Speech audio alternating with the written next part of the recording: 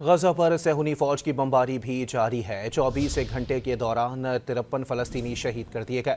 اسرائیلی وزیر اعظم نے ہٹ دھرمی برقرار رکھتے ہوئے واضح کر دیا کہ حماس کے خاتمے تک غزہ میں کارروائیاں جاری رہیں گی۔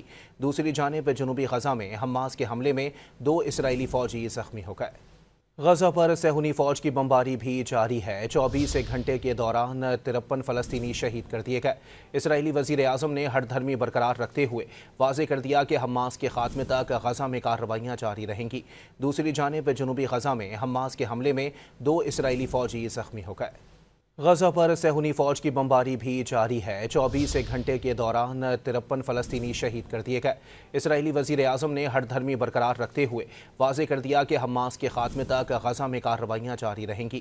دوسری جانب جنوبی غزہ میں حماس کے حملے میں 2 اسرائیلی فوجی زخمی ہو گئے۔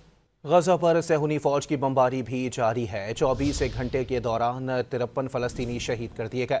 اسرائیلی وزیر اعظم نے ہٹ دھرمی برقرار رکھتے ہوئے واضح کر دیا کہ حماس کے خاتمے تک غزہ میں کارروائیاں جاری رہیں گی۔ دوسری جانب جنوبی غزہ میں حماس کے حملے میں 2 اسرائیلی فوجی زخمی ہو گئے۔